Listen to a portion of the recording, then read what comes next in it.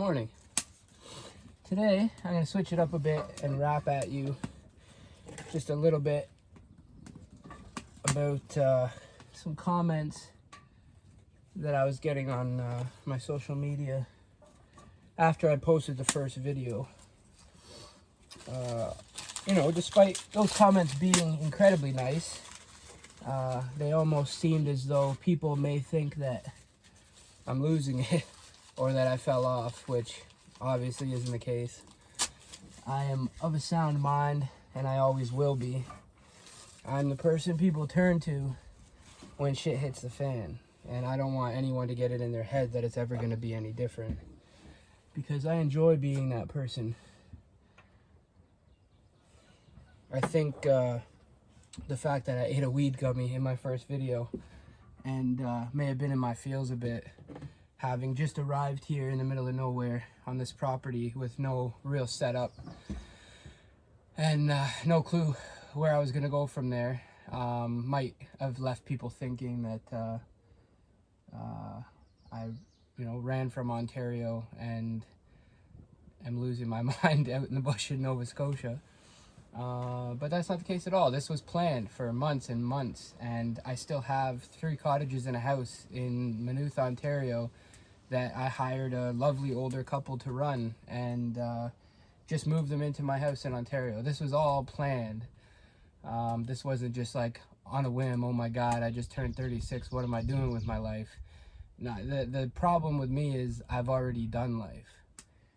I don't want to sit here and say I've seen it all and I've done it all, but I've seen it all and I've done it all. Man, I've watched my friends die right in front of me, and I've owned beautiful art galleries, and I've seen so many places in the world I can't even count. And I think being out here is primarily just, I'm testing myself for sure, especially with this 14-day quarantine. Everybody told me, what's the rush? Why are you rushing out there? Nova Scotia just locked down.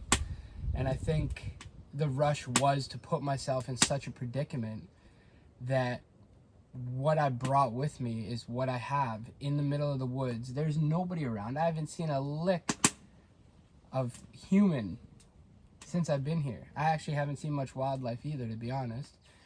But I just think that it's important for me that you guys know that I'm good, man. I'm as good as I've ever been. And this property is just another property that I'm going to turn into another resort that I'm going to make all kinds of money off of. And this isn't me running from anything. This is just me taking the opportunity to share this part of my journey and maybe onward, with everybody out there. Because so many of my friends, if you look at the people that were commenting, like Daniel and Owen Bloom from, both you guys are out in Australia, and I have friends all over the world, and there just isn't enough time in a day to connect with everybody as often as we should be. So I'm not looking at YouTube like, I want to put myself out there and make money off YouTube. Bitch, I don't need your money. I really don't. This is just to share my journey with the people I care about, and I honestly hope it doesn't get popular. I don't want a bunch of strangers watching my life, and I don't want the trolls on there running their mouth, because we all know how I am, and as soon as somebody starts running their mouth, I have to run and deal with it. So let's just keep it good, clean, fun, and I assure you I'm good. All good. So today I don't think I'm going to get up to too much. Maybe some exploring, just because I was putting in good work there yesterday, and my back's a little sore today. Well, not to mention I'm basically sleeping on a wooden floor in a tent. Unfortunately, the bed that I brought with me is far too large to fit inside this tent. So until I get either this bunkie, renovated and livable, or build something from scratch, I likely won't be sleeping in my bed, because they're brand new mattresses, and I don't want to put them in a grimy shit shack like this. So, yeah, so I'm going to take her easy today, and, but I'll still, you know, maybe record some stuff and add it to this video a little bit later. For now, I'm just making myself a coffee, and, kind of laughing to myself about some of those comments. I think it's adorable that people are worrying about me. A little insulting that you'd think you'd have to, because it's me, man. Come on, let's do this. But I hope that these videos, you know, don't bring people down thinking that I'm hiding out in the bush, slowly going crazy. I want to inspire people. Like, part of the reason I did this is I want to show people what you can do with, you know, let's say 100 grand. Because how many of my friends in the city are, you know, stuck in dead-end jobs just to pay, like, insane rent in a city with a government that clearly didn't support you through this pandemic? You know, we want to think Canada is this great country. Man, look at how New Zealand handled this pandemic. Our government, especially the Liberals and Ford, took advantage while we were at a weak state. And they continue to take advantage while we're at a weak state. They continue to allow small businesses to close. They continue to allow corporations that feed their pockets to keep running. And this is just the rich getting richer. And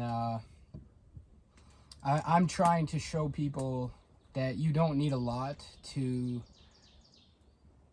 have one up on them, and do things for yourself and not rely so much on the people that are clearly trying to take from your pockets. So I got no problem talking numbers. I bought this. I got 15 acres here with 500 feet of frontage on the ocean in Nova Scotia for $51,000. And keep in mind that those prices just went up. They were actually only asking 42 grand for this property when I purchased. But I was in a bidding war with a couple other people because this pandemic drove so many Ontarians to Nova Scotia that the market heated up, and I had to go to war and bid. So I just kind of bullied them all out with a $51,000 offer, and it was a done deal. I don't intend on spending more than another 50 grand having a livable, sustainable structure on this property, fully furnished. And that might seem far-fetched, but I've already done it. So I know what it costs. And of course, it helps that I know how to do most of the work myself, although I won't be doing most of the work myself. There's a lot of things I'm going to hire out for that aren't building. Things like pouring concrete slabs and, you know, things I probably could do myself, but nah, not going to do it. But yeah, I'm going to show you what you can do with, let's say, 100 grand. And I mean, anybody with a half decent job, you know, with a few bucks saved, with good credit, could probably go out and get $100 to a $250 line of credit, $250,000 line of credit from the bank, no problem, whether that be to put towards a mortgage or whatever the case may be. But you don't have to play that mortgage game. I'm playing it right now in Maynooth, and don't get me wrong, I did well, but I mean, the mortgage is just another cash grab. The way it's set up, interest rates, everything is just the government taking and taking and taking. The amount of times you're taxed on the money that you make, I think it's 3 or 4 times. Like, you make your money on your paycheck, you get taxed off your paycheck. And then you go to buy things with that money and you get taxed again. Even if you buy a used car, it's used and you still have to pay taxes on that car. It's just, like, what are you really left with? Like 40% of your money that you worked for? to me, it's foolish. And of course, I have to pay taxes, and I pay taxes on my property in Ontario. But here, I specifically looked in places like this. My property taxes on this right now are like $8 a year. And that probably seems crazy, but because it's unregistered land, it's not established as anything yet. So the taxes are literally like $8 a year. And I'm mortgage free. There's no mortgage here. So all I have to do is build a livable structure, and I have a home. I don't pay rent. I pay next to nothing to the government, and I spent $100,000. And obviously I'm gonna have to prove that to you, but I will, and I'm confident that I will. So that's a lot of what this is about as well. It's not just about you know, finding myself and finding my purpose, finding my place. Maybe this is my purpose. Maybe my purpose is to show you how not to get fucked. So that's the game plan. But please don't worry about me. I'm good, man. I mean, I did outdoor shit my whole life. This is surviving in the wilderness for 14 days until I can go buy all the things I want to buy here. Is nothing. It's gonna be a cakewalk, even during quarantine and a lockdown.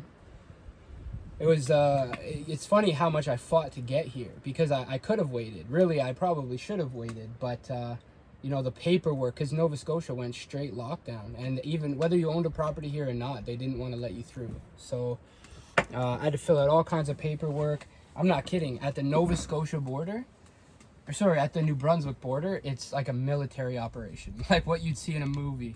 When you roll up at the Edmundston border to get to, well, I was heading to the ferry in St. John to go across to Digby. So you get to the border in Quebec and New Brunswick, and it's like concrete barriers everywhere.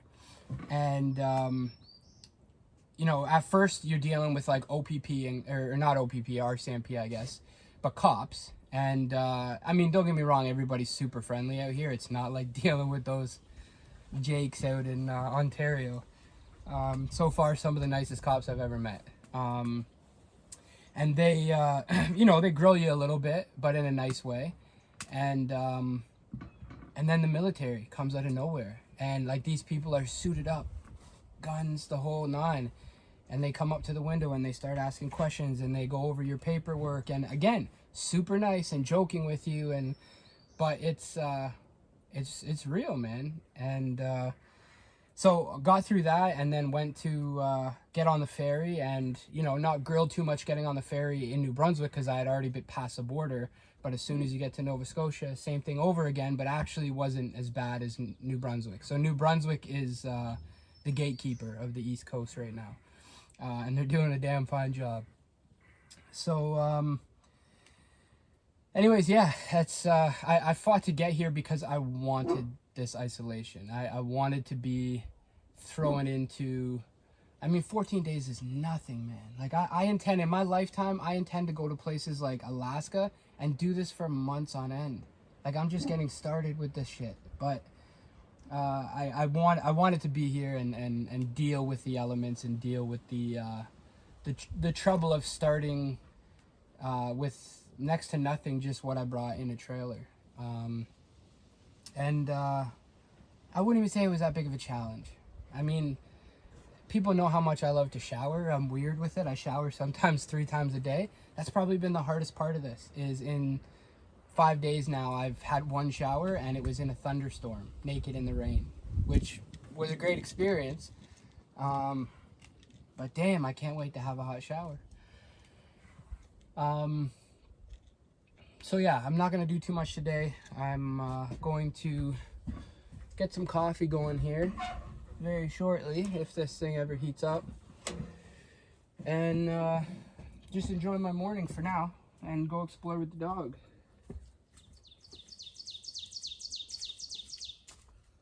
Sorry, I'm just finding pieces of wood to keep this stove fed. All the wood that I have cut right now is too big to fit in here. I'm gonna have to cut some smaller stuff.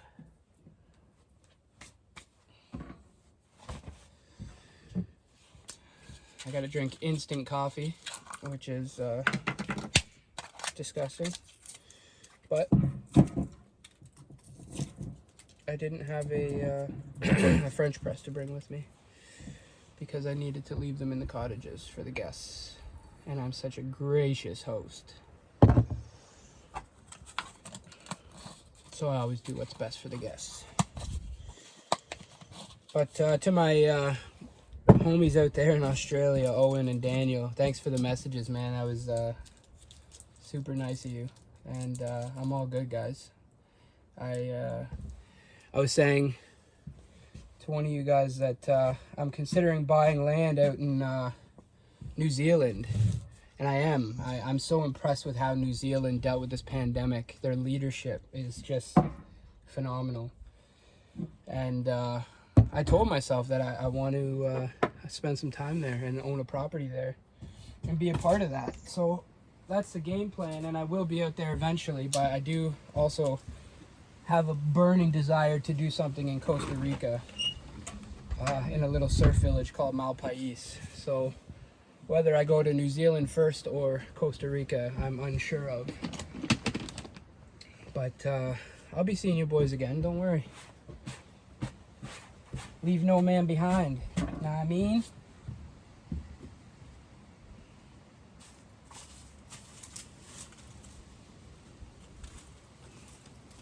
I love these trees that just get devoured by ants. And they're dead and dry. And they burn like crazy. It's like burning paper. Whew. Ashy.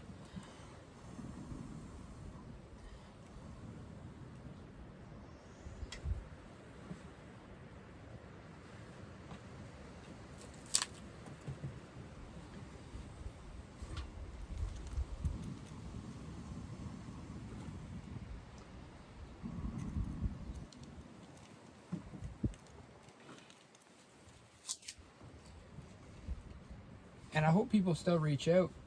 And man, during this pandemic, I've had, I'm not even exaggerating, at least 25 strangers who I have so many randoms on Facebook just from owning art galleries and, people following what I do. And but just people I probably haven't had a real conversation with ever in life reach out because they're just struggling through this pandemic. And I don't know why they choose me. I guess I don't know. I guess because it seems like I have life figured out. But I really enjoyed helping them through it, and I like to continue doing that stuff. So it's why it was so important to me to post this video today, to let people know, like, I'm 100% good. I'm 100% in the same mind I always have been. Yeah, I don't want people reaching out thinking that I need to talk about shit and I need to. Well, I'm here for you guys, man. You need anything, you know where to reach me.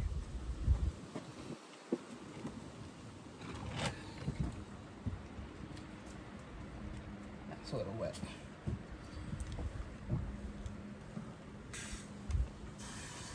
All right, we're there. It's coffee time, baby.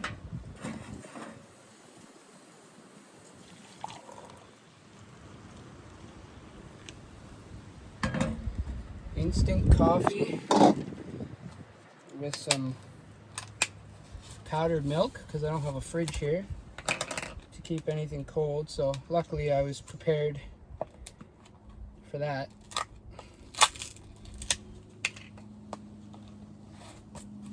Oh, it's been a while since I've had a coffee made with these. Wow, that was a lot.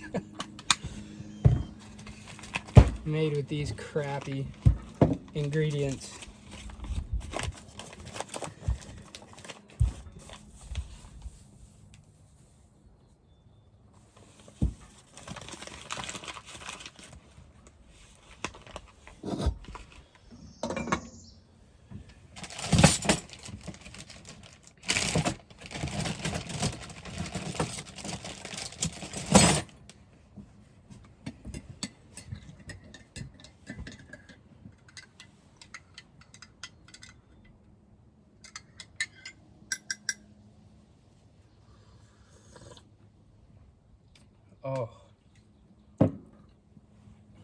tastes like mud.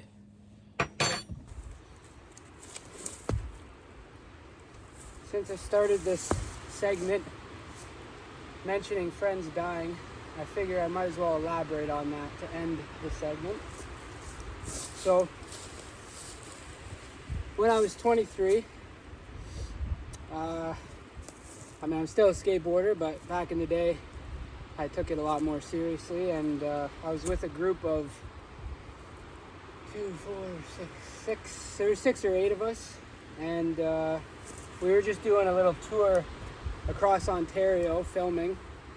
I'm not going to mention any names, just because I don't know if they would want their names mentioned, but I obviously am going to mention the name of the deceased.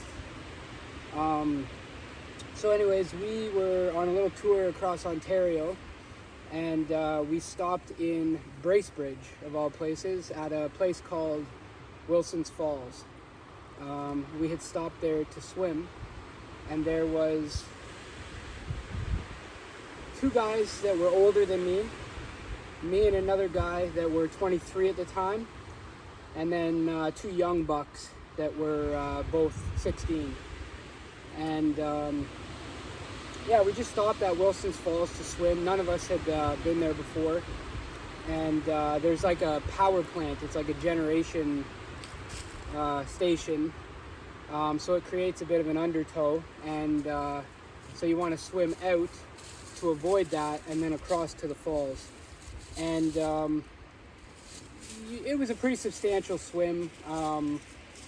At the time, I wasn't a very strong swimmer, so you know, for me, I struggled a little bit with that swim, but it was doable. And so anyways, the 2 older guys went before me, and they swam out and across to the falls, and they kind of, you know, got our attention once they got over to the falls and yelled over and said for us to swim out a bit further, because as they were swimming across, they could kind of feel the pull from the undertow. So, you know, just for it to be safer for us, they said to swim out a bit further. So that's what me and the other guy did. And we went next and swam further out. And, you know, made it across with no issues, really. So the younger guys, the 2 16-year-olds, they went last. And at the time, I ran summer skateboard camps for kids. Now, obviously, neither of those 16-year-olds were in my camps. But you know, they were kids that we rode with on a regular basis at the parks and stuff, which is why they were out filming with us, because they were kind of you know, on our level with skateboarding. That's the cool thing about skateboarding, is there's not really an age group. It's more based on your skill level. So you'll get 12-year-olds skating with 30-year-olds because they're kind of at a similar skill level. So anyways, I mention that because, you know, at the time I felt really responsible for kids younger than me because of what my job was. So they went next, and my friend that ended up drowning, his name was Sebastian Perez, and him and the other kid went next, and they you know, swam out, and I think realized pretty quickly when they got out the distance they had to, that they weren't strong enough swimmers to swim across to the falls. So they decided to turn back and swim back. But what they didn't realize, and what we didn't realize immediately at the time, is that that undertow on the surface of the water actually pushes you out. So although they were swimming trying to get back into shore, they were swimming against a current and not making any progress at all. And once we realized that, we all jumped back in the water to swim back towards them to try and help them. And the one kid, I guess was able to think, okay, I'm going to cut off to the side instead of trying to swim against this. But our other friend, Sabby, he panicked. And, rightfully so.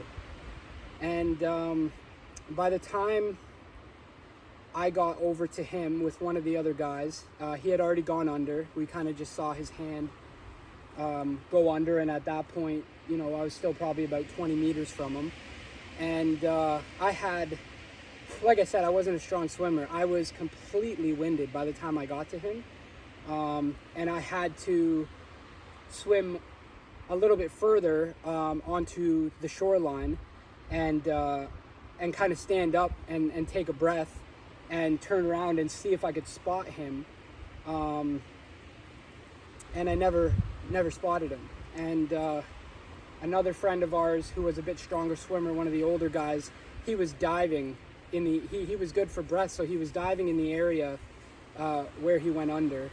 And none of us could have known this, but obviously on the surface level, the water's pushing out, and underneath there's a bit of an undertow. And anyways, within seconds, when he went under, his body got pushed further away from where he went under. So diving there was, there was no point. And I kind of was running back and forth on shore, hoping he'd pop up so I could jump in and grab him, pull him out, and do CPR, because I had CPR training at that time. And unfortunately, his body got caught under some logs, and he never came up. And that is life-changing, and it gutted me. I remember these people, first the cop showed up, and it was just one cop by himself, and I was just losing it, yelling at him. He was telling us to get out of the water, and we were yelling at him to get into the water to help us find him. And somehow, in my, I guess in my frustration and anger, I convinced him to get in full uniform. And he was swimming around in full uniform, trying to find Sabby. It was wild. And I commend that cop. And, they sent in, they called in these grief counselors while we were still there to, because I guess at the time, in a sense, we were youth. And, they wanted to make sure that we were okay. And, they were up talking to some of the guys, and I kind of went off on my own downriver, just sitting there for two reasons. One, hoping he popped up and I just saw him floating down the river. But for the other reason is I didn't have it in me to leave the scene until his body was retrieved. Like I just, at that time I came from a place where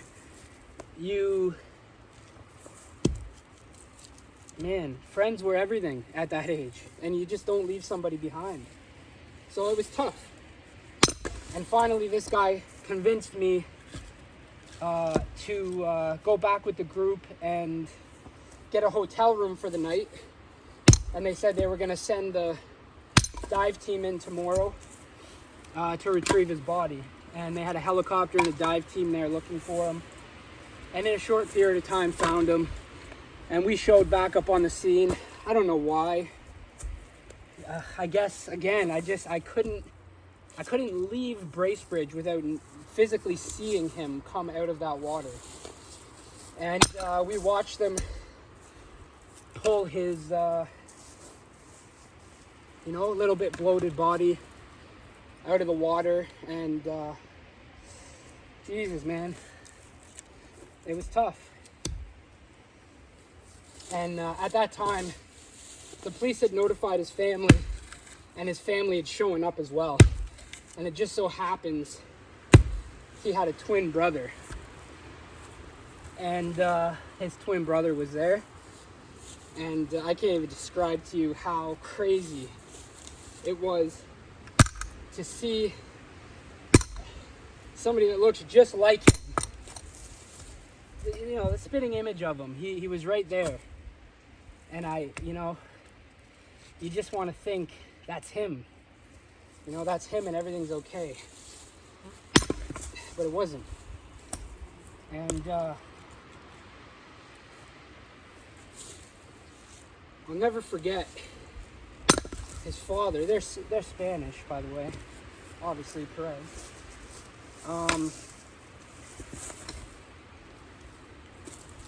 His father said to me, he spent his whole winter working to save up money to enjoy his summer. And he was just about out of money when he went on this little skateboard trip with us. And his father said it's okay because he got to do what he wanted to do. And